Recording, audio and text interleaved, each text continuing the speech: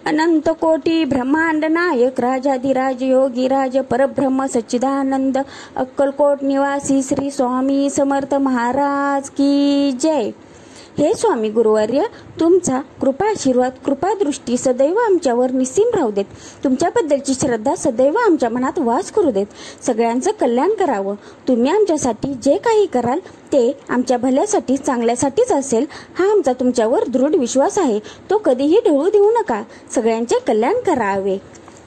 आता आज आपण ऐकणार आहोत पुढील कथा, तिसरी कथा आणि चौथी कथा। जे नवीन स्वामी भक्त आहेत त्यांनी मागील 2 कथा जरूर ऐकाव्यात, त्यामुळे सर्वांचे कल्याणच होईल। नमस्कार, मी स्वामी सेवेकरी आपणास ऐकवत आहे आता तिसरी कथा। आणि स्वामी भक्तांनो, तुम्ही या चॅनेलला लाईक, कमेंट, शेअर, सबस्क्राईब जरूर करा आणि कमेंटमध्ये श्री स्वामी समर्थ हे जरूर लिहा। त्यामुळे आपली ही सेवा अनेक लोकांपर्यंत पोहोचेल। चला, तिसरी कथा। निपुत्रिकाला पुत्र दिला स्वामींनी। बसप्पा तेलीवर श्री स्वामींनी कृपादृष्टी केली आणि त्याला बघता बघता श्रीमंत केले। त्याने घरी आणलेल्या सापाचे रूपांतर सोन्याच्या सापात झाले। ही वार्ता बघता बघता मंगळवेढ्यात पसरली। त्यामुळे भक्तांच्या मनात श्री स्वामी बद्दलचा भक्तिभाव अधिकच वाढला। श्री स्वामी समर्थ हे अलौकिक सिद्ध पुरुष आहेत। ते परमेश्वराचे अवतार आहेत। हे आता मंगळवेढ्यात सर्वांना कळून चुकले होते। त्यामुळे स्वामी समर्थांवर लोकांची अमाप श्रद्धा बसली।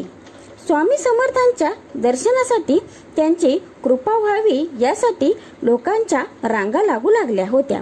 बसप्पा तेलीचा एक मित्र मंगळवेढ्यात राहत होता। तो वयाने थोडासा जास्तच होता। शेतात मोलमजुरी करून तो आपलं आणि आपल्या पत्नीचं पोट भरत असे। त्या दोघा नवरा बायकोला एकच दुःख होतं की त्यांना मूलबाळ नव्हतं।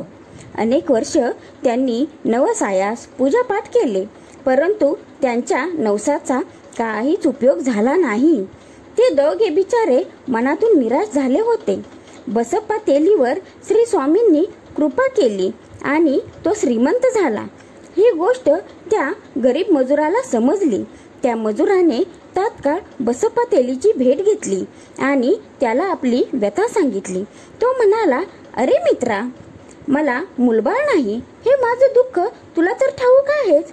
तूच त्यावर मला मार्ग दाखव। चल, आपण श्री स्वामीच्या दर्शनाला जाऊ। तू त्यांना माझ्या वतीने विनंती कर। त्यावर बसप्पा म्हणाला, अरे मित्रा, परमेश्वराची भक्ती केल्याशिवाय, त्याला शरण गेल्याशिवाय त्याची कृपा कशी लाभेल? तेव्हा तू आणि वहिनी एकदा श्री स्वामींच्या दर्शनाला जाऊन या आणि त्यांच्या चरणी नमस्कार करून आपलं गाऱ्हाण मांडा। बसप्पाचा सल्ला ऐकून तो मजूर आपल्या पत्नीसह श्री स्वामींच्या दर्शनाला गेला। स्वामींच्या दर्शनाने दोघे नवरा बायको प्रभावित झाले। स्वामींवर त्यांची भक्ती जडली।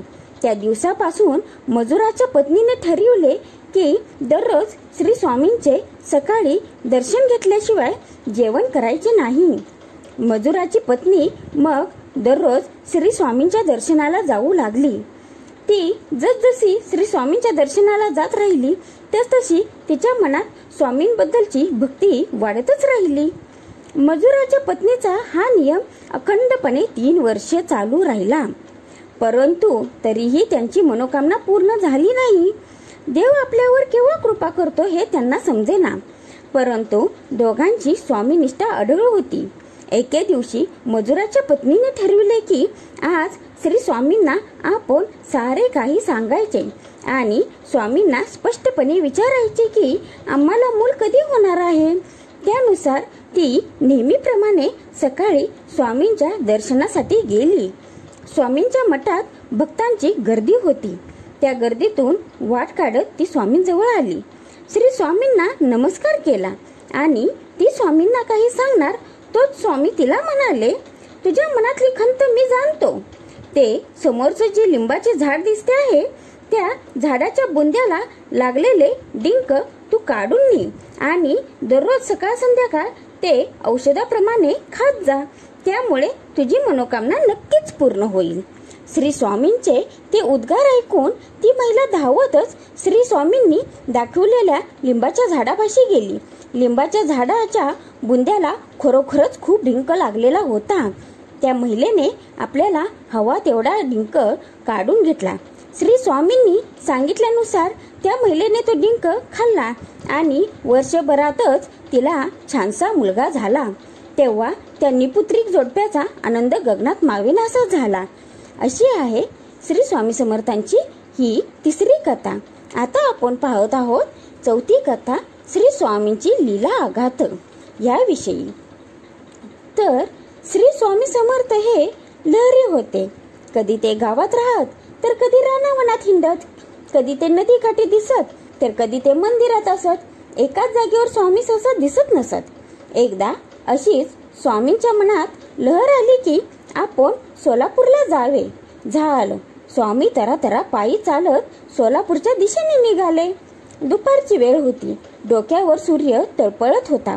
पण तशा उन्हातही स्वामी अनवाणी पायाने सोलापूरकडे निघाले होते. रस्त्याने जाता जाता एक शेत लागले. त्या शेताच्या बांधावर पंढरीनाथ आणि एकनाथ नावाची 2 गुराखी मुले बसलेली होती. स्वामींना बघून वेडा आला वेडा आला असे दोघे त्यांना चिडवू लागले. पंढरीनाथ म्हणाला, बाबा पाणी पिता का? तर एकनाथने विचारले, बाबा भाकरी खाता का? त्या गुराखी मुलांकडे चालत येत श्री स्वामी म्हणाले, माझ्या पायात जोडे नाहीत, थोडा वेळ मला तुमचे जोडे द्या. महाराजांचे ते बोलणे ऐकून पंढरीनाथने तात्काळ आपल्या पायातले नवे जोडे काढून स्वामींना दिले. ते जोडे घालून स्वामी तरातरा चालत बघता बघता अदृश्य झाले. ते बघून एकनाथ आपल्या मित्राला म्हणाला, अरे पंढरीनाथ, तू त्या वेड्या बाबाचे ऐकून खुशाल तुझे नवे जोडे त्याला देऊन टाकलेस. आणि बघ, तो आता कुठेतरी निघून गेला. तो परत आला नाही तर काय होईल माहीत आहे का? तू त्या वेड्या बाबाला जोडे का दिलेस बरे? हे कळल्यावर काका तुझ्यावर खूप रागावतील. श्री स्वामींची वाट पाहण्यात आणखीन थोडा वेळ निघून गेला, परंतु ते आले नाहीत. ते बघून एकनाथ पंढरीनाथला म्हणाला, अरे तो मंगळवेड्याचा वेडा म्हणे, भक्ताच्या हाकेला धावून येतो. आता तू हाक मार त्याला आणि म्हण की माझे जोडे मला परत दे बाबा. बघूया बरं, तो खरोखरच तुझ्या हाकेला धावून येतो का? एकनाथचे म्हणणे ऐकून पंढरीनाथने स्वामींचा खरोखरच धावा केला. तो काय आश्चर्य! स्वामी खरोखरच त्याच्या समोर क्षणात उभे राहिले आणि म्हणाले, घे रे बाबा तुझे जोडे परत. आता तरी तुझे बाबा रागवणार नाहीत ना? एवढे बोलून जोडे देऊन स्वामी निघून गेले. दोघांना खूप आश्चर्य वाटले. पंढरीनाथने धावा केल्यानंतर स्वामी कसे काय आले आणि एकनाथ बोलला ते स्वामींना कसे कळले याचा ते दोघे विचार करू लागले. तेवढ्यात सोलापूरहून त्यांचे 2 मित्र त्यांना भेटायला शेतात आले. ते म्हणाले, अरे हे जोडे तुझे आहेत का? आम्ही तर हे जोडे मंगळवेड्याच्या बाबांच्या पायात बघितले होते. सोलापूरच्या रस्त्यावरून ते जात होते.